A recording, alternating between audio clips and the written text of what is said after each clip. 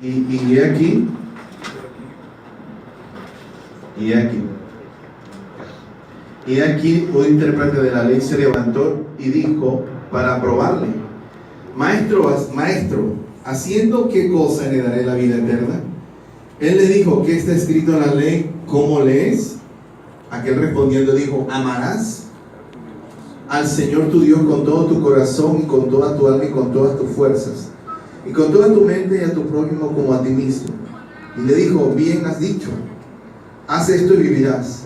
Pero él, queriendo justificarse a sí mismo, dijo a Jesús: ¿y quién es mi prójimo? Respondiendo Jesús dijo: un hombre descendía de Jerusalén a Jericó y cayó en manos de ladrones, los cuales le despojaron e hiriéndole se fueron, dejándole medio muerto. Aconteció que descendió un sacerdote por aquel camino y viéndole pasó de largo. Asimismo el levita, llegando cerca de aquel lugar y viéndole, ¿qué dice la Biblia? Pasó de largo. Y un samaritano que iba de camino, vino cerca de él y viéndole fue movido a misericordia. Y acercándose vendó sus heridas, echándoles aceite vino, y poniéndole en su cabalgadura lo llevó al mesón y cuidó de él.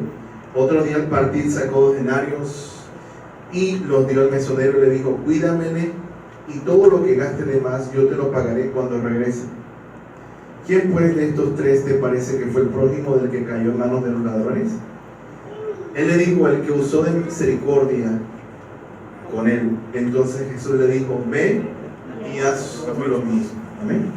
Oremos. Te damos gracias, Señor. Hoy estamos contentos y alegres en tu casa, Señor, porque es una oportunidad de recibir la palabra, Señor, que salta para vida eterna, Señor. La palabra por la cual fueron hechos los cielos y la tierra. La palabra que es viva y eficaz, Señor. Oramos por nosotros, Señor. Abrimos el corazón, el alma, la mente para recibirla, Señor. Y pedimos que nos dé la sensibilidad, Señor, tener la obediencia y Padre Celestial, la humildad para recibirla y ponerla por obra, Señor. Te damos gracias porque no solo de pan vivirá el hombre, sino de toda palabra que sale de la boca de Dios, Señor. Te damos hoy con mucha alegría este momento, lo entregamos, Señor, para que tú ahora, Señor, nos hables y nos des el consejo celestial, el consejo divino para nuestras almas, Señor. En el nombre de Jesús, amén. Pueden sentarse, muy amable, por estar de pie.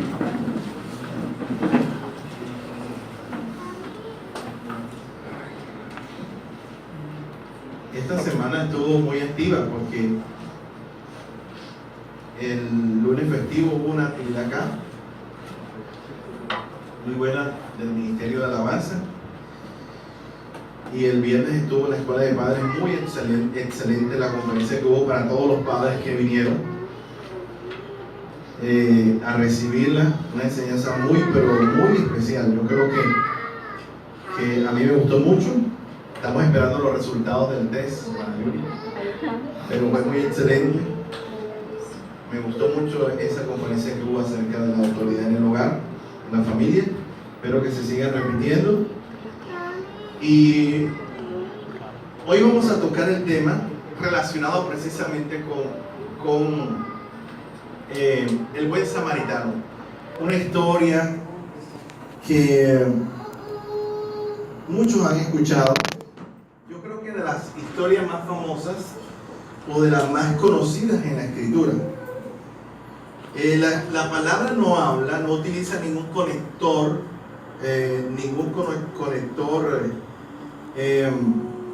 que tenga que ver con un lenguaje figurado. Es decir, no utiliza el cómo o es semejante para decirnos que es una historia que el Señor estaba tratando de adaptar a la realidad, pero que era supuesta, ¿verdad? No utiliza esa expresión es decir, que no es una parábola. Aquí no parece que es una parábola. Jesús empieza el relato diciendo: un hombre descendía de Jerusalén a Jericó. Y cuando la Biblia no utiliza el conector como, es semejante, o es tal o parecido, entonces es una historia. Es una historia que nosotros hemos escuchado muchas veces. Pero hoy que no vamos a hablar de la historia como tal de la salvación, sino vamos a hablar de sensibilidad en esta mañana. Vamos a hablar de sensibilidad. No podemos decir que la sensibilidad es mala. Entre otras cosas, nuestra relación con Dios Padre, con nuestro Creador, con nuestro Formador, cuando hablamos de imagen y semejanza, tiene que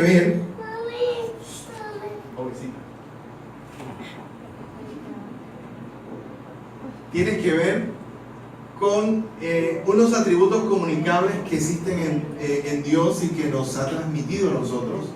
¿Recuerdan ustedes cuál es? La voluntad, la sensibilidad y el intelecto o la inteligencia. Es decir, que la sensibilidad no es del diablo, como mucha gente quiere hacer pensar que los sentimientos son diabólicos, porque Dios también posee sensibilidad en un grado divino y nos las transmitió, es decir, nos las comunicó a nosotros. Por eso nosotros lloramos, reímos, nos alegramos, estamos tristes, porque tenemos ese don particular de la sensibilidad, y es un atributo que debe utilizarse de una forma correcta, pero que no es en sí dañino ni perturbador. Lo que es perturbador es dañino en la forma de nosotros usarlos. Ahora, vamos a colocarnos en contexto, y en primer lugar vamos a hablar de los personajes que intervienen en la historia. ¿Por qué traigo a colación los personajes que intervienen? Porque todos los personajes cumplen una función importante en el desarrollo de la misma. La Escritura dice que un intérprete de la ley se levantó y dijo para probarle: Maestro, ¿haciendo qué cosa le daré la vida eterna? Los intérpretes de la ley eran como los exégetas, eran muy similares a los masoretas. Los teólogos de la época eran los intérpretes de la ley. Es más, quieren que le diga algo, era tan reverenciado el intérprete de la ley que cuando un intérprete de la ley le iban a hacer una pregunta, tenía que colocarse de pie. Es decir, que si yo me acercaba a alguien para hacerle una pregunta, un intérprete de la ley, yo tenía que colocarme en pie en forma reverente para preguntarle algo, como hacíamos en los salones, ¿verdad? Que nos enseñaban que cuando íbamos a hacer algo levantábamos la mano, nos colocamos de pie, hacíamos la pregunta. Pues a Jesús lo tenían como un rabino, como un maestro, de tal forma que este hombre, a pesar de ser un intérprete de la ley, cuando fue a preguntarle algo a Cristo, ¿qué dice la Biblia que hizo? Se levantó, se puso de pie, reconociendo la sabiduría, reconociendo la capacidad que tenía Jesucristo como intérprete de la ley. Amén, iglesia. Maestro, y le hace la pregunta, le dice: Maestro, ¿haciendo qué cosa heredaré la vida eterna? Pero entiéndase algo, este hombre le está preguntando algo que él sabía que debía hacer. Le pregunta: Maestro, ¿haciendo qué cosa heredaré la vida eterna? ¿Usted cree que un intérprete de la ley no sabe lo que tiene que hacer? ¿Qué piensa usted de eso? El Señor le responde con otra pregunta. Jesús le pregunta, le responde con otra pregunta. Le dice: escrito está ¿qué está escrito en la ley? ¿Cómo lees? ¿Verdad? Hay una traducción que es la Nueva Traducción Viviente que dice: ¿cómo entiendes? Es decir, que Jesús le pregunta a aquel hombre, le dice: ¿cómo está escrito ahí en la ley? Por lo general, estas personas iban acompañados de documentos, iban acompañadas en ese momento de rollos donde contenían los estudios, donde contenían, es decir, un intérprete de la ley siempre iba con documentos, con material de estudio de la ley. Y este hombre le pregunta a Cristo, y Cristo le dice: ¿qué está escrito en la ley? ¿Cómo entiende lo que está escrito ahí? Entonces Jesús le explica y le hace el resumen, recuerda, de las dos tablas de los mandamientos que aquí explicamos durante creo que 3 domingos.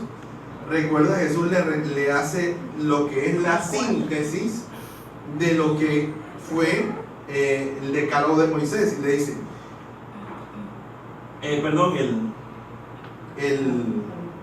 exactamente, el intérprete le hace el resumen, le hace la síntesis de lo que Cristo le está preguntando. Lo asombroso es que lo hace de la forma que Cristo lo había hecho. Es decir, a lo mejor había escuchado a Jesús, o a lo mejor había podido llegar a la conclusión de acuerdo a sus estudios, de que la ley o la salvación dependía de cumplir 2 mandamientos específicamente. Y este hombre le dice así: bueno, cuando le preguntan al intérprete, amarás al Señor tu Dios con todo tu corazón, con toda tu alma y con todas tus fuerzas y con toda tu mente, y a tu prójimo como a ti mismo. Y el Señor le respondió al intérprete: bien has respondido, excelente, eres muy buen alumno, ¿verdad? Respondiste muy bien, ¿verdad que sí? Respondió bien. Yo no entiendo, o los teólogos o los historiadores no aclaran si este hombre lo dijo porque llegó a esa conclusión debido a sus estudios o lo había escuchado de Jesús. Recuerda que a Jesús le preguntaron cuál era el principal mandamiento, ¿verdad? Y él respondió: amarás al Señor tu Dios con todo tu corazón, con toda tu mente y con todas tus fuerzas, y a tu prójimo como a ti mismo. No sabemos si este hombre llegó a esa conclusión o escuchó a Cristo anunciar o hablar de estos 2 mandamientos. El Señor le dijo entonces lo más importante, porque en ese momento se estaba desarrollando el ministerio. El ministerio de Cristo tenía mucha permeabilidad cultural. Imagínense, los romanos hablaban latín. Los romanos hablaban latín. La cultura que existía en ese momento dentro del Imperio Romano era helenística, es decir, una cultura muy influenciada por los griegos. Y resulta que los nobles, los que vivían en Jerusalén, los pobres, los trabajadores, los obreros, hablaban arameo. Y los más pudientes hablaban griego, es decir, que había una mezcla de culturas y de lenguas totalmente confusa en ese momento. Era una situación muy particular. Y como la cultura griega era una cultura muy idealista, entonces eso había influenciado el pensamiento religioso de la época. Cuando yo le hablo a usted, porque Jesucristo habló de los fariseos y tuvo un choque por ellos, porque los fariseos predicaban pero no aplicaban, pero era una influencia dentro de lo que era la cultura griega, porque la cultura griega era idealista pero poco pragmática, es decir, que no ponían en práctica lo que predicaban. Y eso fue lo que hizo el intérprete. El intérprete explicó, o digamos, esgrimió la respuesta, pero Jesús le dijo lo siguiente: bien has respondido, haz esto, te falta algo, ponlo en práctica. ¿Y qué más dice? Y vivirás. Respondiste bien, pero te falta algo, tienes que ponerlo en práctica y podrás realmente entender hacer lo que se necesita para ser salvo. Pero no quedó todo. Imagínense, uno a veces se pone a preguntarse, sí, porque a veces tú hablas con personas, como decían los memes en estos días, que era difícil discutir con un petrista, era discutir como con un chavista, algo así, ¿verdad? Es difícil, es complicado. Y uno a veces se pone, porque yo hablo mucho con las personas y comparto con ellos la palabra, y hay gente que no conoce la Escritura y siempre creen sabérsela toda. Ah, no, yo sé lo que dice la Biblia. Claro, yo me sé lo que dice la Biblia. No tienes que explicármelo, yo entiendo lo que dice la Biblia. Y uno a veces se siente mal, hermano, porque uno sabe que la persona no sabe, ¿verdad? Lo que dijo Platón, es Sócrates. Sócrates dijo que lo diferenciaba de los demás filósofos es que los demás filósofos creían que se las sabían todas, pero él sabía que no sabía todo. Eso es lo que lo diferenciaba, por eso llegó a la conclusión: solo sé y nada sé. Pero los demás creían que sabían. Y este hombre, como no sé, se vio perdido. La Biblia dice que para justificarse a sí mismo le dijo: bueno, Señor, ¿y quién es mi prójimo?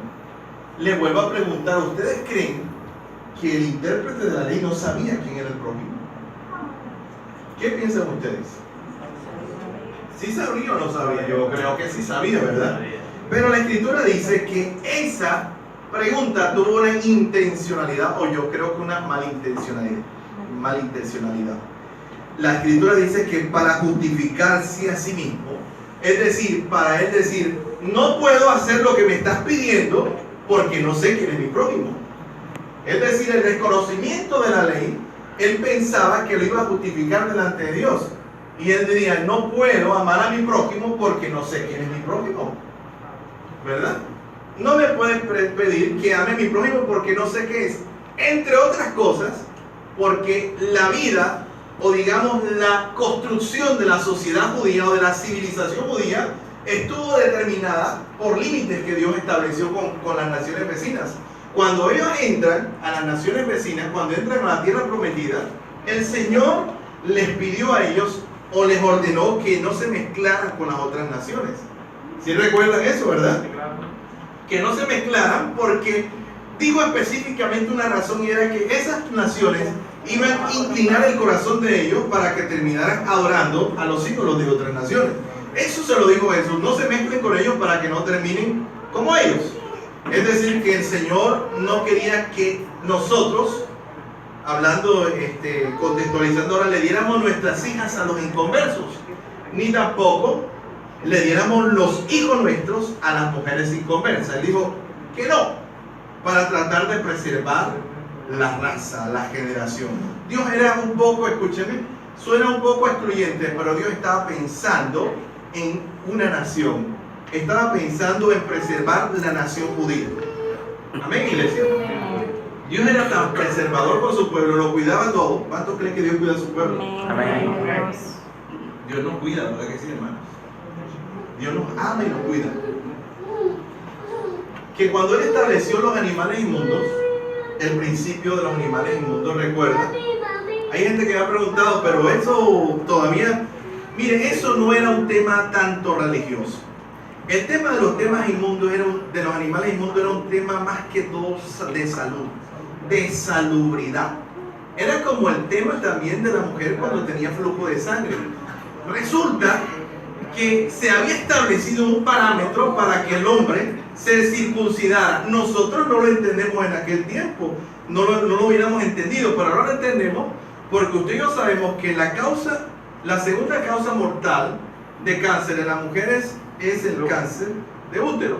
Y resulta que la bacteria o el microorganismo, la bacteria que contiene el papiloma humano se encuentra en el glande, en el prepucio, perdón, del órgano sexual masculino. Es decir, que nosotros, directamente, mejor dicho, transmitimos el virus del papiloma humano a la matriz, al útero de la mujer, y se produce el cáncer de útero. Eso lo estamos entendiendo ahora, porque la ciencia ha avanzado, pero los judíos no lo entendían. El pacto de la circuncisión en la carne tenía una señal física de la dispensación patriarcal, el pacto que Dios hace con Abraham. ¿Y qué decir, hermanos, de los animales inmundos? Les voy a poner un ejemplo del cerdo. Se ha descubierto que el cerdo tiene un parásito que va al cerebro, se alimenta del cerebro. Pero es que en ese tiempo, lógicamente, no se sabía lo que se sabe ahora. Ahora se sabe que usted, lo único que mata al parásito del cerdo es meterlo en el congelador. No lo mata en la candela, usted lo congela. Yo compro el cerdo y lo dura 3 días congelado y el parásito muere. En ese tiempo el pueblo no sabía. El pueblo no sabía, ¿verdad? Entonces, hay muchas situaciones que Dios utilizó para preservar a su pueblo, pero que el pueblo no sabía que Dios lo estaba preservando. Mire, Dios pasaba por el campamento y le dice al pueblo: cuando tú andes por el campamento tienes que andar con una vara, y cuando tú vayas a hacer tu necesidad fisiológica, coges la vara, cavas un hueco, defecas y tapas otra vez con la vara, porque yo voy a estar pasando por el medio del campamento. Es decir, ellos lo tapaban porque ellos, en su idealización, decían: Dios está pasando, y si Dios ve el popó nuestro, no va a pasar. ¿Y qué decir de las mujeres con flujo de sangre? La mujer que tenía la menstruación. tenía que estar 7 días fuera del campamento. 7 días fuera del campamento. Porque sucede que las costumbres de los pueblos paganos donde ellos entraron era todo lo contrario a las costumbres de ahora. Resulta que la gente tenía relaciones sexuales durante la menstruación de la mujer. Era una situación muy antigénica, ¿verdad? Infecciosa. Muchas personas morían y no sabían por qué, pero se produjeron muchas enfermedades infecciosas de tipo sexual precisamente por no guardar ese tiempo de receso entre el periodo de la mujer y la relación sexual con el hombre. Entonces Dios le decía, cuando la mujer tenga periodo menstrual, se va a ir fuera del campamento durante 7 días para que el hombre no se llegara a ella, porque era una propiciación, era un escenario propicio para una infección de tipo sexual. ¿Ven? Entonces Dios guardando al pueblo, nosotros le vemos un significado netamente religioso, pero hay un significado muy higiénico también del Señor. Ahora, Dios le dice a este hombre, volviendo al tema, el Señor Jesús le dice a este hombre, haz esto y vivirás. Pero él, queriendo justificarse, dice, ¿y quién es mi prójimo? Y Jesús le responde de una forma muy contundente. Jesús le narra la historia de 3 personas, de 5 personajes, perdón. En primer lugar dice la Biblia que un hombre descendía de Jerusalén a Jericó. Pongamos el mapa, por favor. Le voy a explicar un momentico lo que significaba, porque cuando usted lee Juan capítulo 4, la Biblia dice que a Jesús le era necesario pasar por Samaria, ¿verdad? Pero vamos a entender un poco lo que significaba la Samaria de la época de Jesús. Lo que significaba pasar por Samaria. Porque los samaritanos, usted sabe, según el libro de Juan capítulo 4, no se gustaban con los judíos, ¿verdad? Sí, está claro, ¿verdad? Una enemistad que nació mucho tiempo. No, el mapa. ¿Podemos ampliarlo más? Por favor. Samaria. Ay, déjame, gracias. ¿Ustedes ven ahí también? ¿Sí ven? Bueno, aquí se ve Galilea. En la región de arriba de Galilea fue donde nació. Aquí está. Nazaret, perdón. En la región de Galilea,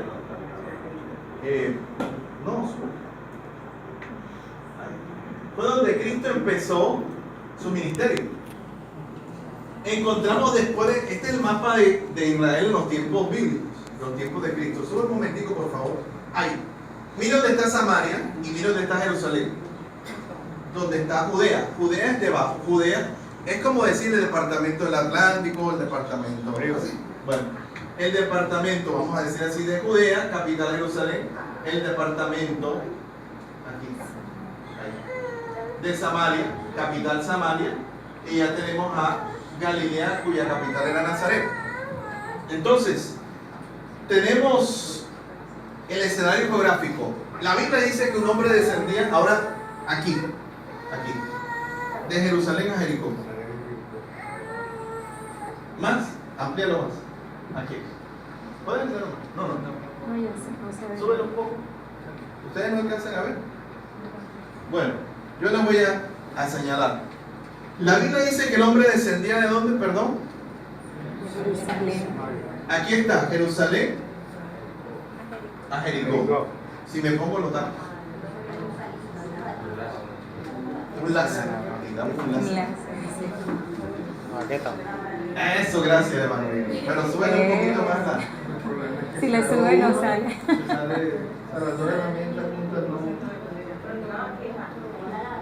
Présteme la baqueta. Súbele, por favor. De Jerusalén a Jericó. De Jerusalén a Jericó, ¿ya lo ven? 28 kilómetros.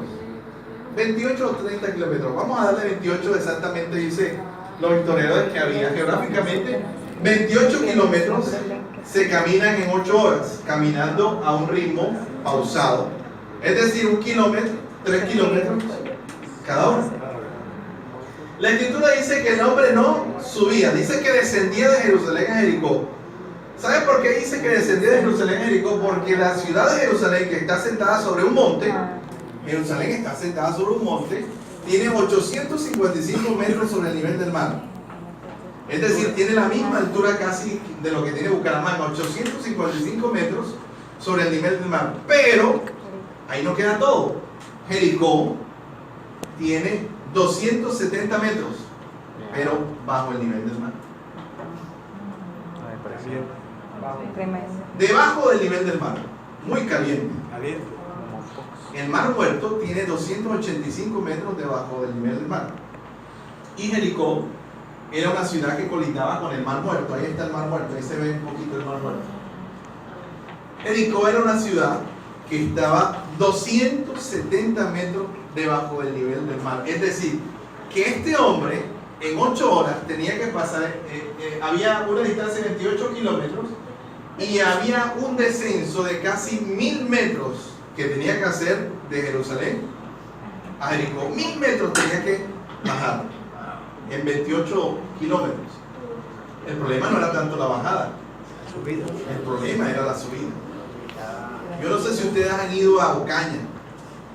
Ocaña está a 1 hora de Aguachica.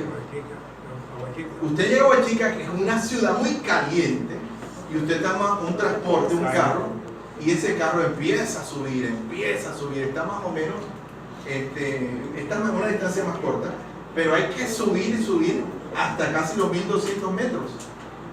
Entonces era una subida muy pronunciada, es decir que era un camino muy accidentado. La escritura dice que él descendía, no subía, dice que descendía de Jerusalén a Jericó. No nos da la identidad del hombre, pero nos dice la Biblia que él descendía de Jerusalén hacia Jericó. Lo más probable es que este hombre hubiera estado en algún tipo de celebración religiosa, porque recuerde que la gente, las personas, para evitar muchas veces, sube el mapa por favor, baja. La gente no pasaba por Samaria. Usted sabe que entre judío y samaritano no se juntaban. Es más, Cristo una vez iban a apedrear. Mire, baja un poquito, perdón. Acá está Galilea. Es muy probable que este hombre fuera de Galilea. Entonces esta gente hacía, va bajando, Guillermo, por favor. Esta gente hacía este trayecto. Cogían por todo el borde, por todo el valle del Jordán, todo lo que era el valle, bordeaban la costa del Jordán, llegaban a Jericó para empalmar con Jerusalén, porque ellos trataban de evitar pasar por Samaria, porque el judío y el samaritano no se juntaban. Entonces este hombre, lo más probable es que estuviera haciendo la peregrinación que se hacía por la costa o por la cuenca del río Jordán para evitar un encuentro, un choque con los samaritanos. La Biblia dice, entre otras cosas, que este hombre fue golpeado, robado. ¿Está conmigo, verdad? El versículo 30, cayó en manos de ladrones, los cuales le despojaron e hiriéndole se fueron, dejándole medio muerto. Dice la escritura que quedó medio muerto. La expresión para despojar en griego no tiene que ver nada con plata, tiene que ver con ropa. O sea, en la traducción del original de despojar, en el original griego es quitaron la ropa, encueraron, desnudaron. Es decir, que el hombre no solamente lo robaron, lo golpearon, sino lo dejaron desnudo. Es más, algunos historiadores dicen que estos hombres en cierta forma eran un poco, tenían algo de temor religioso, porque no lo mataron, lo dejaron medio muerto. No lo mataron. Entre otras cosas, ese camino de 28 kilómetros el historiador Flavio Josefo, el historiador judío del primer siglo, de la era cristiana, dijo que ese paso se le llamaba el paso, el camino de la sangre. El paso del camino de la sangre. Porque por lo general la gente que pasaba por ahí se encontraba con esos espectáculos. Encontraba gente muerta, encontraba sangre derramada, gente herida. Era muy común encontrarlo. Entre otras cosas, porque el mismo Flavio Josefo dice que cuando Herodes terminó de construir el templo de Jerusalén, porque Herodes construyó alrededor del templo como una especie de, en estos tiempos, un centro comercial. Le añadió construcciones, el templo de la época de Jerusalén. Cuando Cristo lo vio, Cristo dijo: de cierto digo que esto no quedará piedra sobre piedra, porque era una de las maravillas del mundo en esa época. El templo de Herodes fue uno de los templos, yo creo que fue más hermoso que el mismo templo de Salomón. Pero el templo de Herodes lo construyeron todas las personas, no solamente todos los que vivían en Jerusalén, sino que vino gente de Samaria, de Galilea, de Idumea, gente de Fenicia, gente de todas partes. Y la historia dice, Flavio Josefo dice que después que terminaron de construir el templo, quedaron 20.000 personas sin empleo, porque se acabó el trabajo. Y mucha gente, como se acabó el trabajo, se dedicaron a ser salteadores, es decir, a ser atracadores, a lo mejor. Y mucha de esa gente tomó este camino de Jerusalén a Jericó, porque sabía que la gente que venía de Galilea al templo a predicar era gente pudiente. Y ellos que buscaron ese camino, y eso estaba lleno de salteadores. El paso de la muerte o el camino, perdón, de la sangre o el camino de la sangre, le llamó, dijo Flavio Josefo que se le llamó en la época. Era un camino muy peligroso. Diga usted los 3 postes ahora. Los 3 postes. El problema de los 3 postes es que hay gente, pero es que este camino era solo.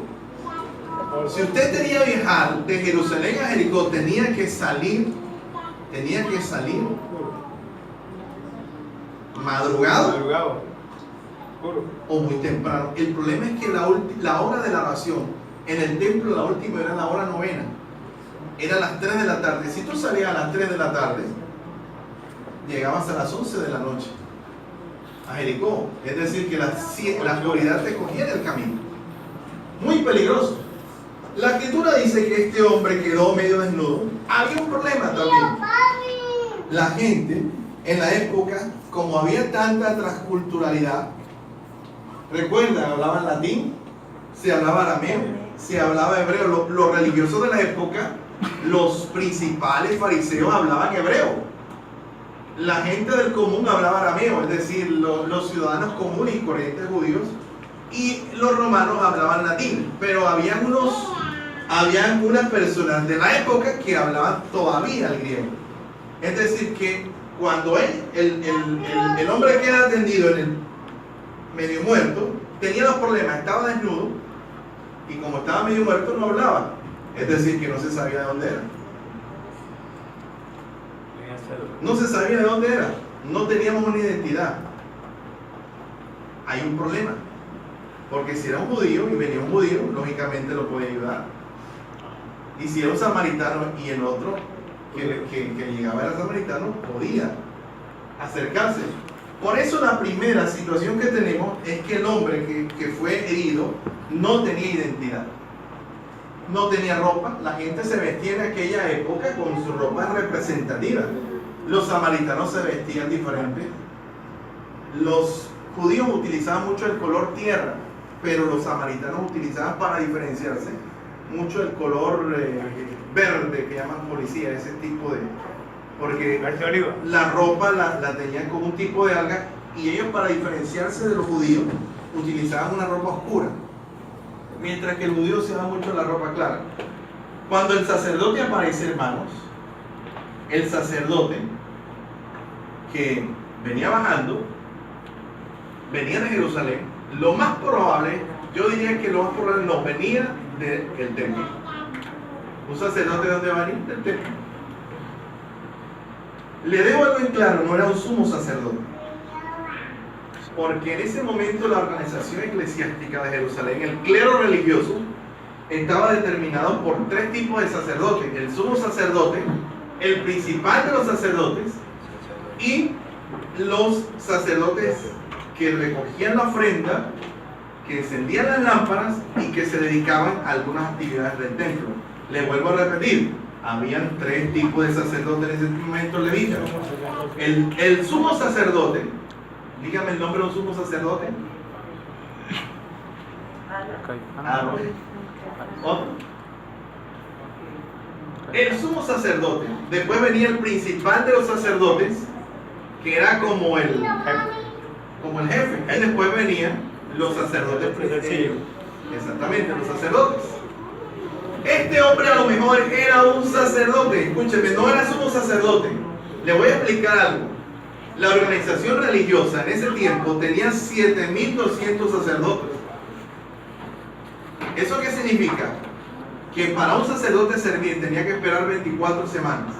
¿Eso qué significa? Que un sacerdote servía en el año durante 2 semanas. 2 semanas al año, hermanos. Escucha esto. 2 semanas al año servía el sacerdote. Y ese sacerdote, que servía 2 semanas al año, era lo más probable el personaje que pasa primero por el camino. Amén, hermanos. 2 semanas al año servía un sacerdote. Usted se imagina que usted va a predicar, usted va a cantar 2 veces al año. Poquito. Seamos sinceros, a nosotros nos gusta servir, ministrar en el altar. A mí me gusta predicar. ¿A quién no le gusta predicar aquí? ¿A quién no le gusta cantar? Todo es verdad. Ahora a nadie le gusta. Le gustan las palmas. Mira, el sacerdote era... ¿Usted sabe cuánto esperaba un sacerdote para estar en el templo? Yo me imagino preparando la ropa. Ya me quedan 3 meses. Esperaba más que la gente mundial. Ya me queda 1 semana así preparando la pinta. Y llegaba el gran día.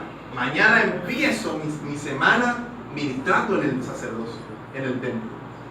Es decir, que era una labor que no solamente era un privilegio, sino que era muy exclusiva. Es decir, que no se podía hacer todos los días ni todos los meses. 2 veces al año podía un sacerdote ministrar en el templo. Bueno, ahora, de esos 7.200 sacerdotes, lo más probable es que este era uno de ellos. Y lo más probable es que este hombre, si él descendía de Jerusalén a Jericó, este hombre venía de haber cumplido sus 2 semanas en el templo. Su semana en el templo. Recuerden que eran 2 semanas al año. A lo mejor esa semana ya había terminado su servicio y venía. Dicen los historiadores, los teólogos, que a lo mejor el hombre vivía en Jericó. O a lo mejor vivía en Galilea y estaba tomando el camino de la cuenca del Jordán.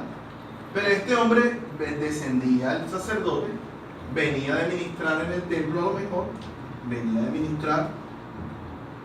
Y la escritura dice que se encuentra con el hombre que estaba muerto, dice la escritura. Amén, iglesia. Amén. A lo mejor este hombre venía de servir en el templo, venía para su casa, venía cansado, alegre, pero cuando se encuentra a este hombre en el camino, dice la escritura, ¿qué dice la escritura? Viéndole, pasó de largo. Pasó de largo, dice la escritura. Amén, iglesia. Lo vio, pero pasó de largo. Este problema del sacerdote es un problema grave, iglesia. Porque usted sabe que el sacerdote no podía tocar cadáveres, porque quedaba inmundo. Este hombre no estaba muerto, estaba medio muerto. Pero ¿cómo sabía él que no estaba muerto? Porque a lo mejor la apariencia de aquel hombre era que estaba muerto. Pero él no podía tomar riesgos y lograr llegar y tocarlo, porque si estaba muerto quedaba inmundo. Y el error de este sacerdote no era solo que quedaba inmundo, sino también era costoso. Porque si un sacerdote tocaba a alguien muerto, no solamente quedaba inmundo, sino que la vestidura sacerdotal que él tenía, debía quemarla enterita hasta los calzoncillos que utilizaban los sacerdotes, y tenía que hacer una nueva vestidura. Es decir, que le iba a salir costosa la cuestión al sacerdote. El hombre sacó la calculadora también. El hombre se puso a pensar, voy a quedar inmundo. Imagínense, era una connotación muy religiosa la que le sucedía al hombre. Y el hombre, dice la escritura, que viendo pasó de largo. Pero dice la escritura que luego pasó un levita. ¿Recuerdan el dicho? ¿Cómo es el dicho? Muy bien, no todos los sacerdotes son levitas. Pero no todos los sacerdotes son levitas. Pero no todos los levitas son sacerdotes. Los levitas tenían 4 funciones en la iglesia. ¿Usted ha leído el libro de Salmo? La primera, director musical. Era el cargo más alto de un levita. Director musical. Ese era el primero. El segundo era el director del coro. Y el tercero era el portero principal. Es decir, que las personas que se pararon en la puerta eran personas de autoridad dentro de la estructura levítica. El director musical del templo era una persona que vivía en el templo prácticamente. Era una persona que después de los sacerdotes, en jerarquía venía el director musical. Y después venía el director del coro y después venía el portero principal. Es decir, había una persona que se lo colocaba en el atrio. La entrada al templo, el atrio, había un portero que ese era el duro de los levitas. El líder de los servidores. Tenemos ahora servidores. Por eso les digo, hermanos, no servir a Dios no es solamente acá arriba. Ahora me voy a la otra parte.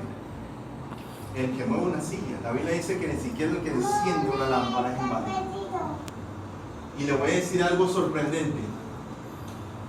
Habían levitas que hacían el aseo en el templo. Habían levitas que vestían a los sacerdotes. Que los vestían. Y había por último los levitas que eran la guardia o los gendarmes del templo. Es decir, que cuando alguna persona llegaba y se ponía pesada, le echaban mano. Lo llevaban al Sanedrín y le imponían un castigo. El Sanedrín en la época era como el tribunal de justicia religioso del templo. Y si una persona llegaba al templo y se ponía pesado, ¿recuerdan cuando Ezequías dice la Biblia? El rey Usías, dice la escritura, que cuando Dios lo bendijo, lo prosperó, fue grande y se llenó de tanto orgullo, dice la Biblia, que se quiso meter al lugar santo a ofrecer incienso. Voy a meterme allá a ofrecer incienso. ¿Recuerdan? Y la Biblia dice que unos sacerdotes lo agarraron. Dicen los historiadores que a lo mejor fueron unos levitas de la guardia del templo para que el hombre no se metiera. Y recuerda que el hombre le picó lepra y murió leproso el rey Usías. Entonces ya tenemos a los levitas en contexto, ¿verdad? ¿Estamos aquí, hermanos? Amén. No se me duerman, ya vamos a terminar. La escritura dice que este hombre era el levita, no le hizo como el sacerdote, que el sacerdote vio de lejos, siguió de largo. La Biblia dice que este se acercó, porque el levita, a diferencia del sacerdote, tenía menos instrucción religiosa, es decir, que no tenía tanta normativa, no tenía tantas prohibiciones como lo tenía un sumo sacerdote o un sacerdote. Recuerden, el levita, dice la escritura, que se acercó y viéndole, dice la Biblia que cerca de aquel lugar y viéndole, pasó de largo. Él se acercó, es decir, de pronto el hombre ya tuvo más curiosidad y quiso llegar, ¿verdad? La Biblia dice que se acercó. Es decir, que el primero no fue tan sensible porque pasó de largo. El primero pensó en su estatus, en su investidura, y pensó también en la plata en la ropa, ¿verdad? ¿Sí o no? Pensó en la ropa. El segundo pensó a lo mejor también en su investidura como levita. Pero la escritura dice que tuvo un gesto muy interesante. Se acercó, llegó cerca de aquel lugar. Cerca de aquel lugar. Amén, iglesia.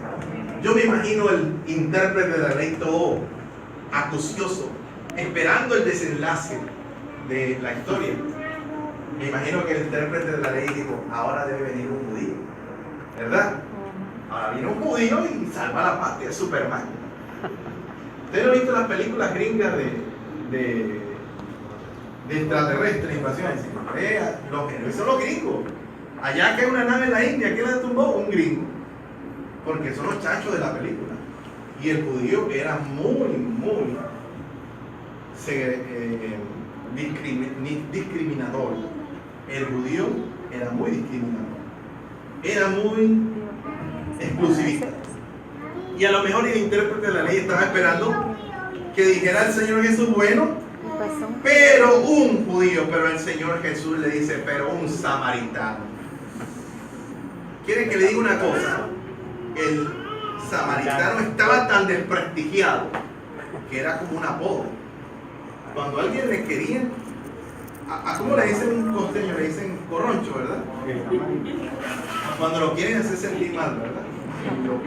Y uno le dice cachaco.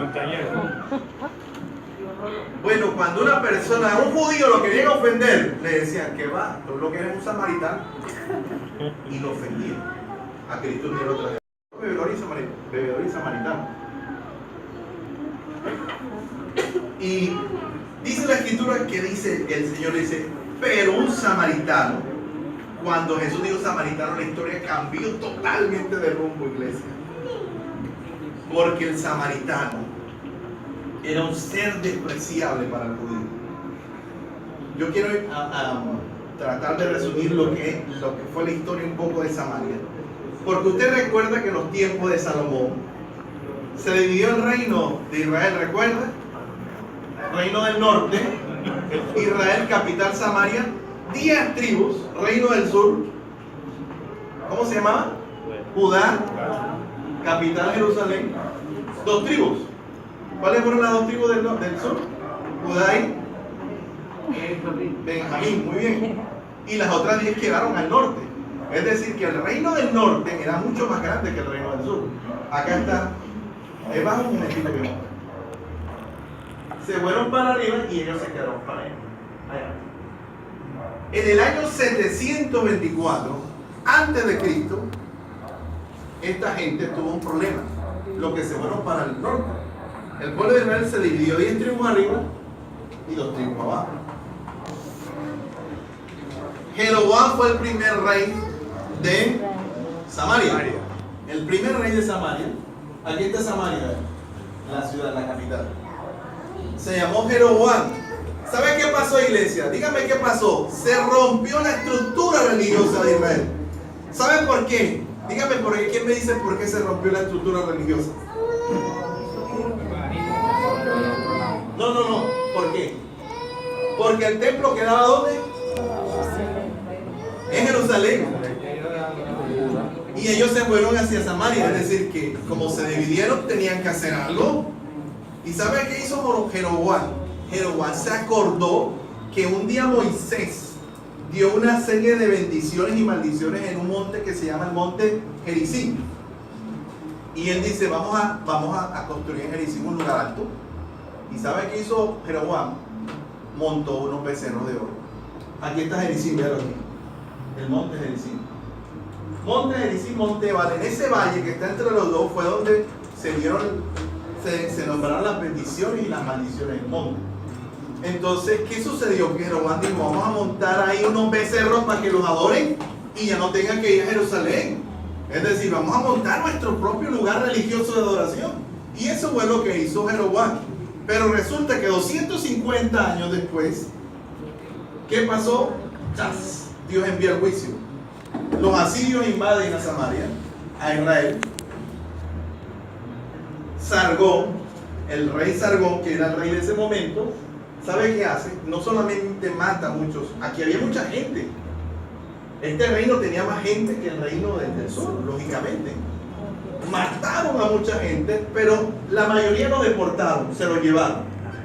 ¿Y sabe qué hizo Sargón? Trajo gente de afuera, gentiles, para que llenaran a Sirio, para que llenaran esa tierra. ¿Sabe qué sucedió? Quedaron algunos judíos o israelitas en ese lugar. Sigo con la narración. El lugar comenzó, como no había mucha gente, no quedaron muchas personas, comenzaron a merodear leones. La Biblia dice que Dios mandó esos leones. Y los leones comenzaron a comerse a la gente. Y entonces Sargón dijo, epa, ¿qué es lo que está pasando allá en esa colonia? Que los leones se están comiendo a la gente. Y entonces alguien le dijo, lo que pasa es que allá había un Dios que se llamaba Yahweh, Jehová, y lo adoraban, y tú viniste y acabaste con todo eso. Entonces Sargón envió un sacerdote para establecer un lugar de culto ahí. Sargón monta un sacerdote, pero con becerros a bordo, y empieza nuevamente el culto a Dios, pero con becerros. Y lógicamente, escúcheme, los samaritanos israelitas que vivían ahí se empiezan a mezclar con las otras personas y comienzan a haber matrimonios mixtos, es decir, israelitas con gente no israelita. Se mezclaron. Ahí viene el primer problema, porque al mezclarse ya no eran totalmente israelitas, totalmente puros. ¿Qué sucede con esto, hermanos? Cuando el señor Alejandro Magno conquista la colonia samaritana, los samaritanos le dicen a Alejandro Magno, necesitamos un templo, danos permiso para construir un templo, porque no, ahí en Jerusalén tienen un templo y nosotros no tenemos templo para adorar a Dios. Nosotros necesitamos un templo. Y Alejandro Magno le dice, construyen el templo. ¿Dónde lo quieren construir? Adivinen dónde. En el monte Gerizim. Ahí está la foto. Muestran una foto. Y ellos montan un templo. Habían dos templos ahora. ¿Uno dónde? En Jerusalén y otro en Gerizim, en el norte y en el sur. Amén. Ahí está el monte. Esas son las ruinas que quedan. Usted recuerda que la mujer samaritana, cuando habla con Jesús, le dice, nuestros padres adoraron en este monte, pero ustedes dicen que hay que adorar en Jerusalén. Ajá, ¿dónde es que hay que adorar? ¿Dónde es que es? Habían dos templos. Por eso ya le digo eso, habían dos templos. Claro que ya ese templo no existía cuando Cristo vino, porque en el año 6 después de Cristo, es decir, cuando Cristo nace, existía el templo, pero a los 6 o 7 años del nacimiento de Cristo, perdón, me emboté. 120 años antes del nacimiento de Cristo, un hombre llamado Juan Hircano, que era el principal, ¿recuerdan los Judas Macabeos? Los descendientes, los hijos, que ellos hicieron una revuelta. Estos hombres, Juan Hircano, la cabeza de Juan Hircano, subieron a Gerizim, los judíos, y destruyeron el templo, lo hicieron trizas. Pero en el año 7 después de Cristo, los samaritanos se vengaron. ¿Saben qué hicieron los samaritanos? Se fueron al templo de Jerusalén, recolectaron una cantidad de huesos de muertos y los tiraron en el lugar santo. Los tiraron en los altares, en la fuente de bronce. Llenaron todo el templo de huesos de muertos y lo contaminaron. Esa fue la venganza de los samaritanos. Pero ahí está el templo de los samaritanos, en Gerizim, el famoso templo. Cuando la mujer habla con Cristo y le dice, Señor, nuestros padres adoraron en este monte, y ustedes dicen que allá los samaritanos todavía adoran en ese templo. Me puse a investigar y me encontré con que hay un reportaje a un levita que dice, yo soy descendiente de Aarón, así como una autoridad dijo, yo soy descendiente de Aarón. de no sé cuántas generaciones, y el hombre es levita y es sacerdote. Ahí donde ustedes ven eso, hacen todavía reuniones. Los samaritanos, por eso tenían esa confrontación, esa diferenciación. Pero los samaritanos salieron del pueblo de Dios también. El problema es que se mezclaron. El problema es que adoptaron otro tipo de adoración. Es más, los samaritanos no creían en los profetas, solamente en la Torá, la ley de Moisés. Solamente esa era la ley que ellos guardaban. Ahora la escritura dice que este hombre samaritano, después de hacerle un pequeño resumen de toda la historia de Samaria, ¿por qué esa enemistad? ¿Por qué esos problemas entre samaritanos y judíos? Dice la escritura que el samaritano fue el que se acercó al Señor. Pero dice el versículo número 33 que este hombre iba de camino, vino cerca de él y viéndole fue movido a misericordia. La situación del samaritano es diferente también, hermanos. ¿Sabe por qué? Porque la Biblia dice que iba de camino, es decir, que este hombre no venía como venía el hombre que fue herido, ni como venía el sacerdote ni el levita. Iba, es decir, que el hombre iba a Jerusalén. Iba hacia allá y se encontró con la escena. El hombre iba, no venía. Es decir, que tenía menos posibilidades. Exactamente. Porque él iba. Y lo más probable es que era un comerciante. Porque los comerciantes de aquella época recorrían grandes distancias vendiendo vino y aceite. Y este hombre, cuando se encuentra con aquel hombre herido, la escritura dice que fue movido a misericordia y vendó sus heridas, y lo que utilizó fue vino y aceite. Lo más probable es que este hombre fuera un comerciante de la región que iba a Jerusalén precisamente para la época a vender el vino y a vender el aceite.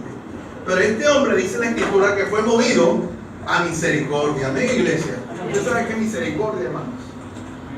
Este hombre tuvo misericordia, iglesia. Yo cuando escucho esta narración me pregunto, esto debe ser inherente al ser humano, ¿verdad? ¿Usted qué cree? Uno como ser humano primero, como ser humano, debe tener misericordia. No se necesita ser cristiano para tener misericordia. Porque hay gente que no es cristiana que tiene más misericordia que nosotros. ¿Estamos aquí, iglesia? Yo recuerdo todavía una vez que a mí me faltaba el respeto un ateo en la universidad. Y un día un profesor toma a aquel muchacho y se lo cogió pillado faltando el respeto. Porque él sabía que era cristiano. Echaba cuentos vulgares de Cristo. Era un hombre muy burlón. Y recuerdo todavía que el profesor le dice: oye, respeta a tu compañero. Y el muchacho así todo desobligante, grosero, atarmán, porque era así. ¿Y por qué lo voy a respetar? ¿Por qué lo voy a respetar? Y el profesor soltó una carcajada. Me pregunta por qué lo vas a respetar. Era el profesor de redacción. Me pregunta por qué lo vas a respetar. Y se reía y se reía. Yo estaba esperando qué iba a decir. Y digo estas palabras que a mí nunca se me olvidan, hermano. Nunca se me olvida esa situación. Y lo quedó mirando y lo señaló, porque, escucha bien tú, él es un ser humano. Él es un ser humano como lo eres tú también. Y el hombre se quedó callado, en silencio.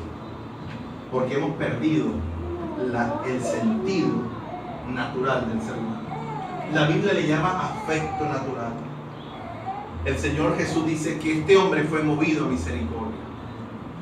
Cuando yo leo las noticias como la de esta semana, que aprobaron el aborto en Argentina y las mujeres salieron a celebrar con banderas, con fiestas, con trompetas. Cuando yo leo que están aprobando una ley que en vez de dar vida, quita vida y destruye y mata, a mí me dolió mucho el espectáculo. Mujeres vestidas uniformemente, haciendo rondas, cantando, haciendo burla a la vida de los bebés. Estaban alegres. Yo coloqué en las redes sociales: mire, este mundo no se ha acabado porque Dios es misericordioso. Porque esto está podrido, hermano. Esto no sirve. Por eso es que usted y yo tenemos que ser diferentes. No podemos ser como los demás. Por eso es que tenemos que amarnos, respetarnos, honrarnos. Por eso es que tenemos que ser decentes. Porque el mundo está perdido. Amén, iglesia. Amén. Los hijos de Dios tienen que tener misericordia. Si usted no tiene misericordia, entonces ¿cómo me dice a mí que es un hijo de Dios? Santiago dijo, si usted tiene obras, tiene fe pero no tiene obras, yo te diría, muéstrame tu fe por tus obras. La Biblia dice que este hombre samaritano, iglesia, fue movido a misericordia. Amén, iglesia.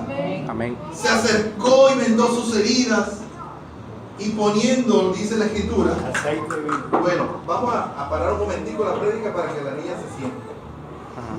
¿Ya? ¿Estamos aquí, iglesia? Amén.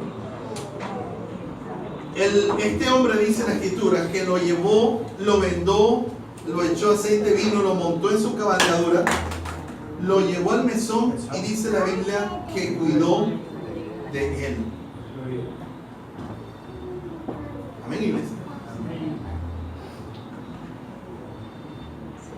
Los historiadores dicen que este hombre era pudiente, porque aunque usted no lo crea, los automóviles de la época eran los animales de campo.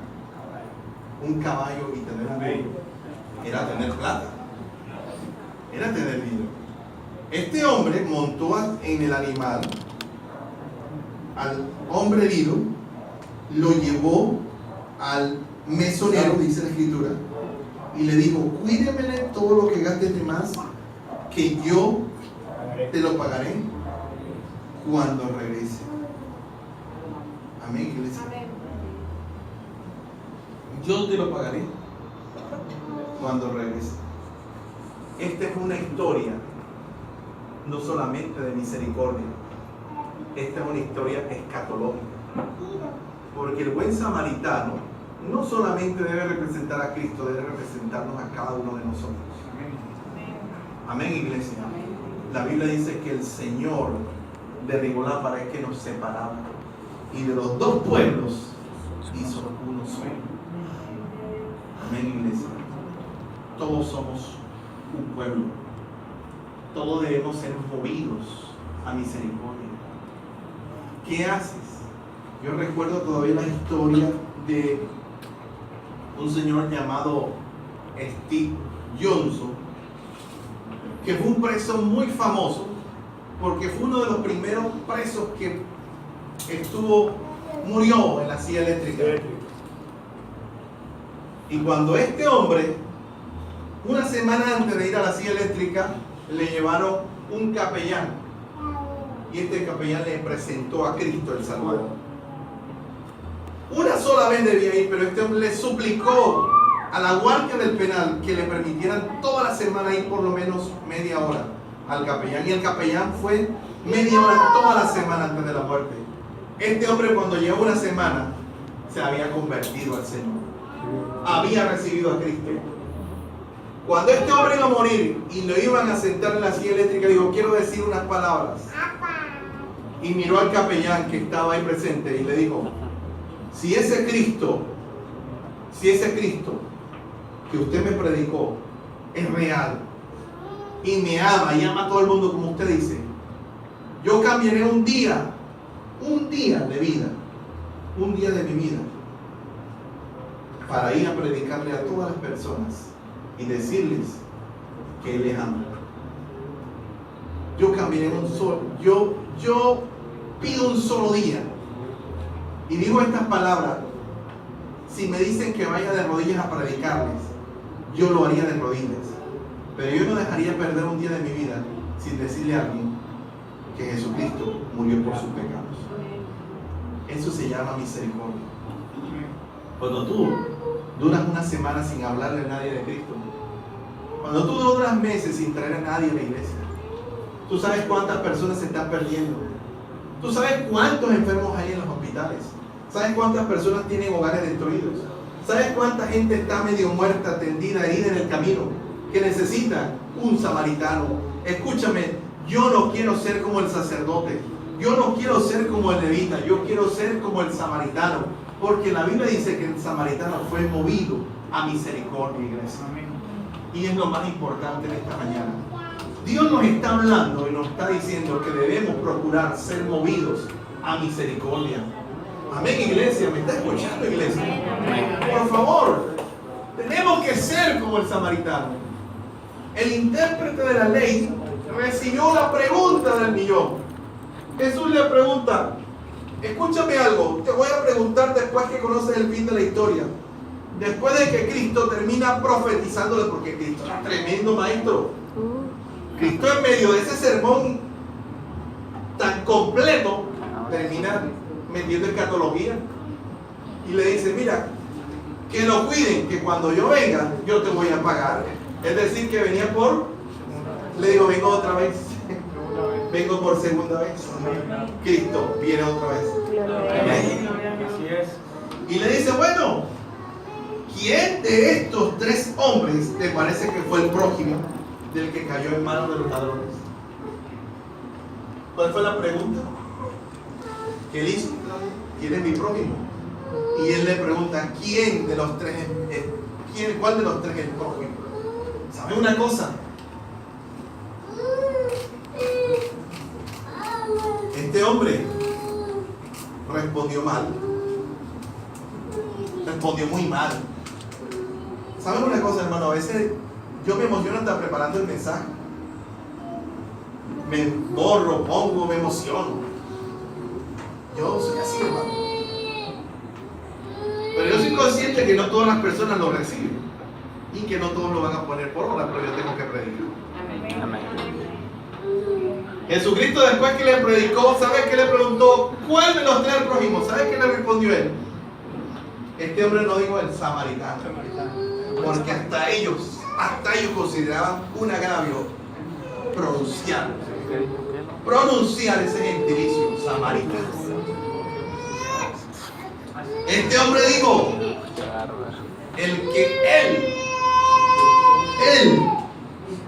despectivamente, el que hizo, así fue que dijo, ¿verdad? El que usó de misericordia con él. Es decir, que este hombre no entendió que Cristo estaba enseñando a ser sensible, a romper el hielo, a romper la piedra, a quebrar los muros de la religiosidad. Amén, iglesia. Cuando Cristo venga, no va a venir por los evangélicos, hermano. Él no va a venir por los cristianos evangélicos, aleluyas. Olvídese de ese cuento. Cristo va a venir por todos los que han nacido. Así dice la Biblia. ¿Quiénes pueden ver el reino de Dios?, le preguntó Nicodemo a Cristo de noche. Y Jesucristo le dijo: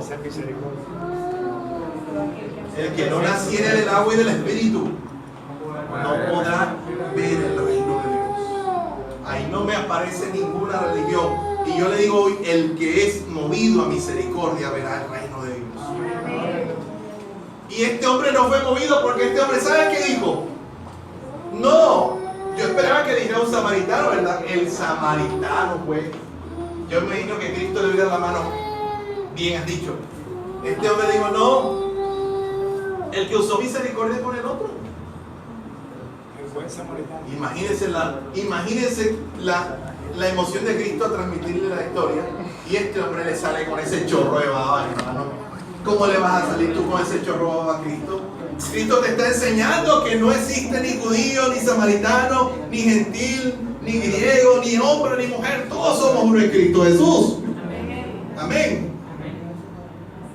Jesús se lo queda viendo y ¿sabes qué le dice? Mijo, ve y haz tú lo mismo, porque no lo estás haciendo.